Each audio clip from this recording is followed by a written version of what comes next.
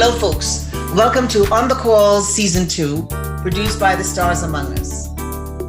This is Ozzy Stewart, and I appreciate you for tuning in to this thank you tour of mine via this thank you card, which shines light on those who have impacted me in my life in one way or another. And on this 8th episode, I introduce you to Gregory Lassalle. Hello, Greg. Hey, Ozzy, how you doing? I am doing hunky-dory to have you on this episode. And I'm going to tell the people a little bit about you. Okay. You are, like me, a native Trinidadian whose musicianship involved jazz, rhythm and blues, classical, salsa, African, and Brazilian idioms, right? You have been performing, writing, recording, and producing alongside some of the professionals like Lola Falana, Stevie Ray Vaughan, Phoenix Horn from Earth, Wind and Fire, Bill Champlin and Jason Sheff of Chicago, and Pee Wee Herman. I want to know about the Pee Wee Herman. Wow. Okay, well, that was from quite a few years ago. But there was Back to the Beach was the name of the movie. It was done, I guess, in the late 80s. And I was at the time working with a producer called Gary Usher, who produced he produced the track on Pee Wee Herman for that movie. It was called The Bird. And my work with Gary involved playing keyboards and bass, pretty much the arrangement for the rhythm section. So all the drums, the electric bass, and the keyboards I did on the song that Pee Wee Herman performed in the movie. Mm-hmm. You also arrange and perform music for Solid Gold. That brought me back. Talk to me about that. Oh, yeah. Same producer, Gary Usher. We did a song for, I want to say Frankie Avalon. But it was a reunion of stars from the 60s. And we did the song that they performed on Solid Gold. Now, for the past decade, you've been touring Asia as band leader and musical director for Airlive Productions. And today you're running your own online music production and publishing company called G-Lab. Your musical skills involve, as you said, keyboard, percussion, organ, bass guitar, clarinet. In Trinidad, I guess after school, you went to CIC, right? You were writing. You wrote for a newspaper there, correct? Yeah, I was working at the Trinidad Guardian, and I was in the proofreading department, and I did a couple articles for the youth page. So I wasn't really, I can't describe myself as a writer for them, but I did a couple freelance pieces that got published. Okay. Did the music begin while you were in CIC? Was it prior to? Was it afterward? How did that begin? Yeah, the music for me, it started when we moved into a new place in St. James, maybe. But there was a piano there that whoever lived there before had this piano, but never maintained it. So it was like a mess. It was mashed up. It had cigarette stains on the keys, and it was dusty, but some of the keys made noise. And from the day we moved in there, it started making a lot of noise. So my mom decided, well, if you're going to drive us all crazy, we might as well make some sense of what you're doing. So we had there was Mrs. Osborne. Wow. A piano teacher in St. James. You went to Miss Osborne? I went to her as well. Yeah. Oh my gosh. Oh, really? Yes. The only thing is I stopped because I didn't like the way that she disciplined by hitting you on your knuckles with the side of the ruler. Yeah, man. Yeah, I have marks on my knuckles now. No. No, but I went there for a while. Yeah. And she was strict. Yeah. And it was a good experience in a lot of ways. I have really good ears, so I could listen to something on the radio and sit down on the piano and kind of pick out the tune. And it started with that. And that along with some of the lessons from Miss Osborne helped me get to a certain place. I went there for about a year. And then I was more interested in just jamming along with the radio rather than studying what she wanted to teach. But she was excellent for the time that I was there. And then, so you moved to Berkeley in Boston, and you went to school there. What caused the move from there to Canada? Oh, there's a big gap between Berkeley and Canada. Well, I lived in the States for a long time. In my senior year at Berkeley, I went to New York for summer vacation. And on a whim, I was reading the Village Voice, and there was an ad for auditions. And like a fool, I went to the audition just as a joke. And I got the job, so I left school. Ah, boy. I'm going into this. Anyway, but I spent a big part of a lot of years. I never came to Canada until the late 90s. So I spent most of 18 years in the United States. And was it during that time you began, when you got that job, then things flowed into performing with a lot of these productions I had mentioned before? Yeah, well, after that, it was a show band called Fantasia out of New York. And we toured the East Coast. And I stayed with that band for about 4 or 5 months. I met my first wife in Florida and left the tour.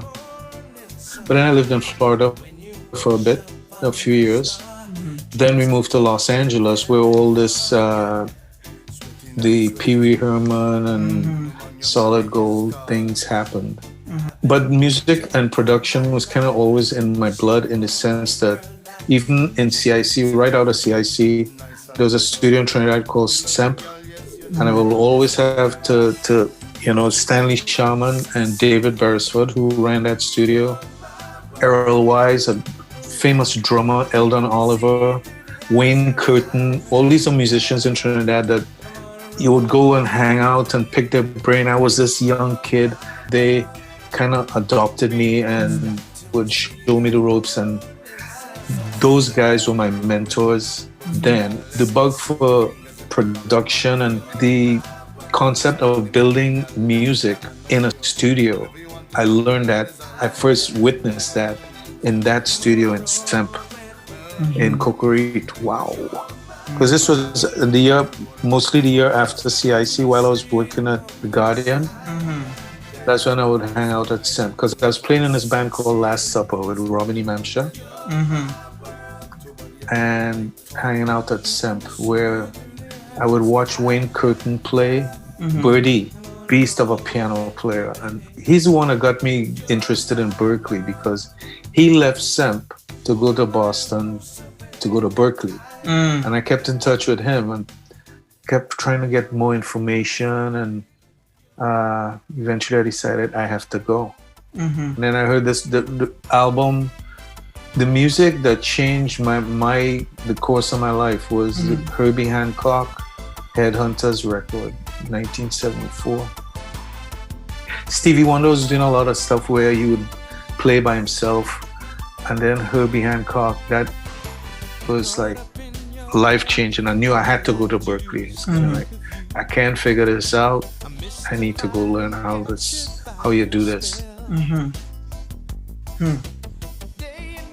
So, where did China and Vietnam come in, and how? All right, 2005.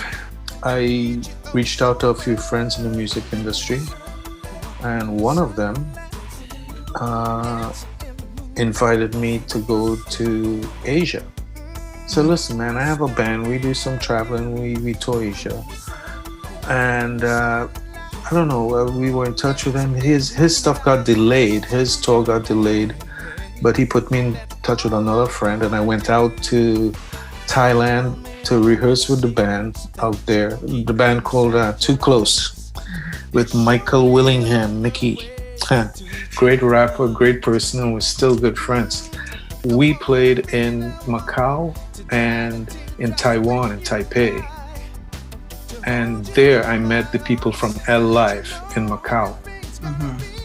And after a short, I suppose, vacation, I was invited to join L Live and went back out to Asia, where I stayed for 15 years. So Wow.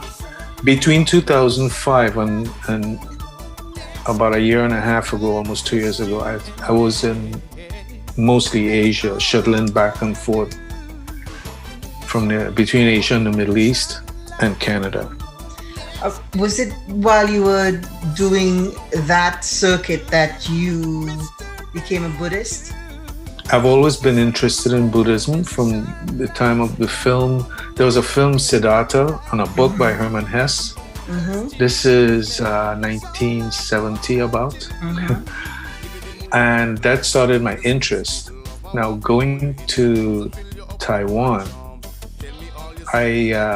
we had 2 months off between jobs, and I spent most of those 2 months, about 6 weeks, at a Buddhist temple in the mountains, because I used to go there and just help out on off days. And that kind of cemented Buddhism in my life. But for years, on and off, I've been a practicing Buddhist for most of my adult life. What does it bring you? It's more, for me, a discipline, and just as it implies, a practice, a way of life, a way of viewing things, a way of, for me anyway, balance, inner balance, and seeing things as they are. I don't see myself as being fully in opposition to other religions, although I have strong opinions about a lot of them. But for me, the meditation is key.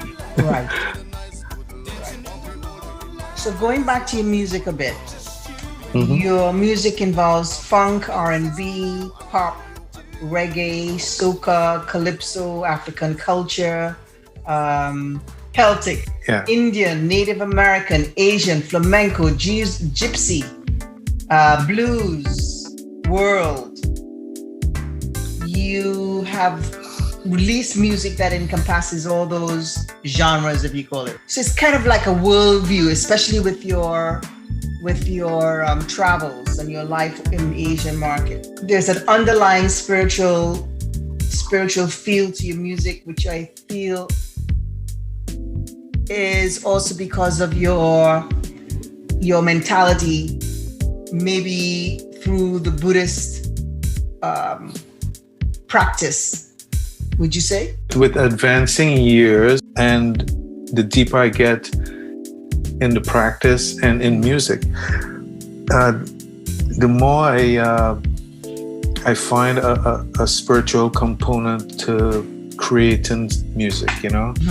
I do a lot of work alone, which forces me to approach things from an angle where the creative process starts from my core. Everything should start from a spark that was beyond me, you know.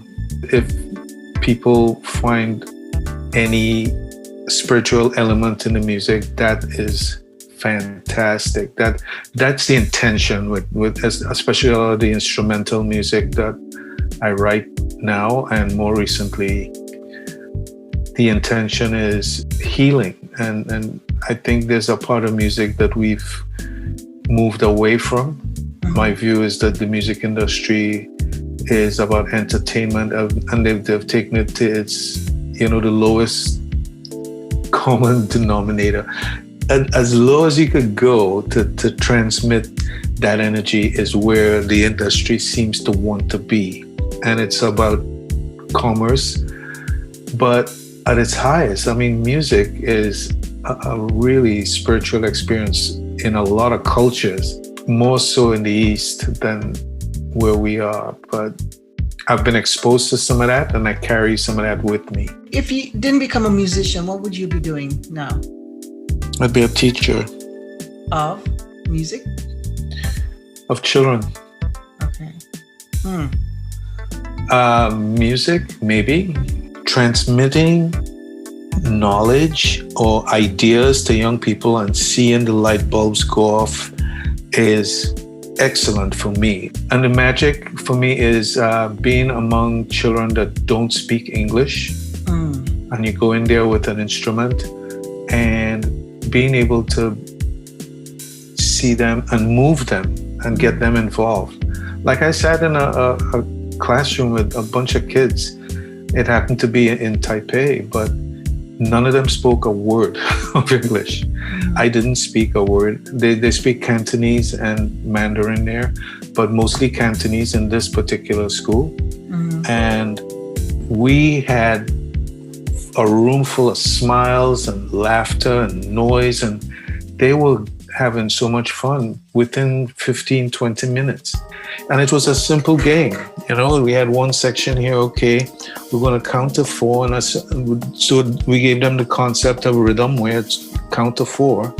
And on every one, these guys on the left, they're going to hit their instruments. Some of them had little tambourines. You could hit the table. You could hit a little whatever instrument they had. And they just loved it. And teaching is something that I think is undervalued.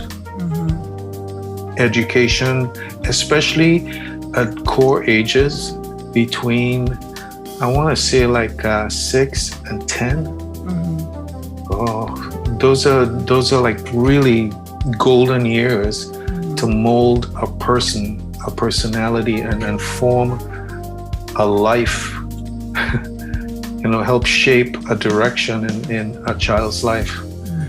And if I were to teach, that would be the age group that I would want to teach. By the time they're teenagers, I think we've either won or lost the battle. The real battle is the pre-teens. Yeah. So, what do you consider your biggest success in terms of your music and your life? What are you most proud of? My children. I have 3 beautiful children, and I am so proud of these kids. My daughter got married yesterday. Congrats. I have my oldest son in Australia, and my second boy lives here. What is your oldest son in Australia doing? Okay, he used to sing and perform. He was actually in my band in Asia for a while, but he worked at a playhouse in Melbourne called Dracula's, where he was a sound and lighting director. He's now working as part of a lighting crew for a film company out there. My daughter, she's musically very gifted. But her calling in life is to serve. She's a devout Christian, and she works as a volunteer for an organization called Fight for Freedom, and they are trying to eradicate sex trafficking and human trafficking in general, which we all hear about that, and people mention it, and then it goes away and it leaves you the forefront of your mind. But it is so much bigger and more pervasive than we would ever imagine. And it needs more attention. People need to shine a light on that. And we need to get rid of that. That is so bad, to think because I have a daughter. We all have sisters, we have mothers, daughters. Anybody could get grabbed at any time and they're gone.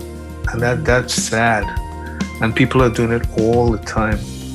So that is something I would love in my lifetime to see disappear. Mm-hmm. And I commend her for that, and I support her when I can. Amen to that. So in the end, how do you see your legacy? Whatever my kids learned as far as being good human beings, mm-hmm. and I think they've all been, they carry with them the idea of humanity and compassion before ambition. Mm-hmm. But my legacy is going to be always my music. I have a decent catalog of what I've done, and that's my passion. I'm going to touch lightly on the politics of the day. Oh boy. As we have just had the election here, and mm-hmm. Everybody is, the pressure is off a little bit. What do you think needs to happen politically to move the U.S. forward in unison? You want the honest? Totally I have to be honest here. Okay. Yeah, totally honest. I think we need the emergence of a third party in the U.S.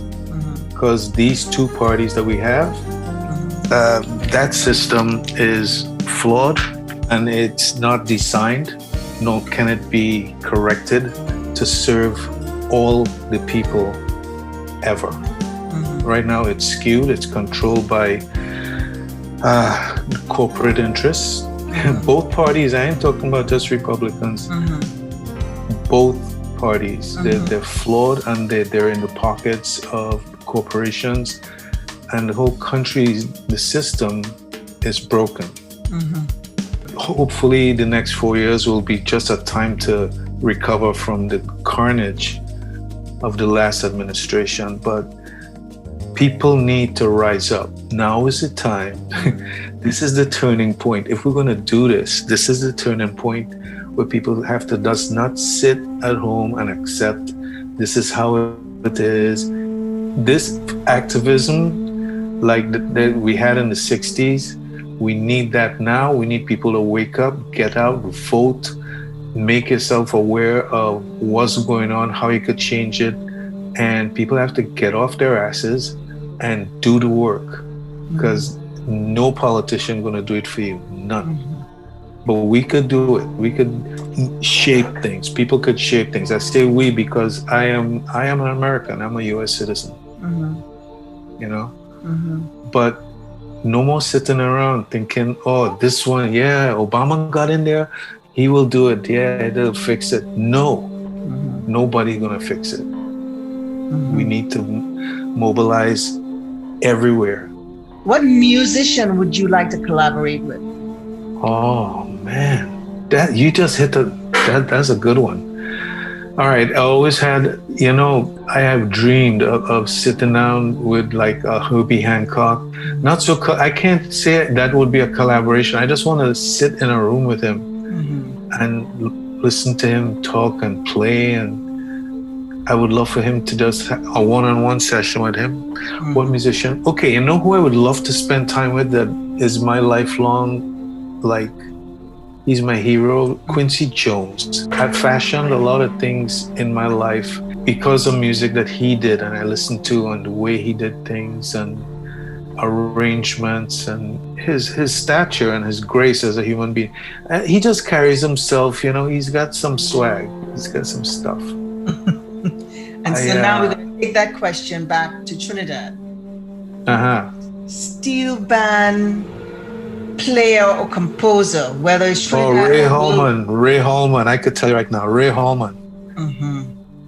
Ray Holman. He was he did Starlift, and he did. He was the first person in my memory to do an original composition for Panorama, and he blew my mind. I think was it Pan on the Move, Pan on the Run.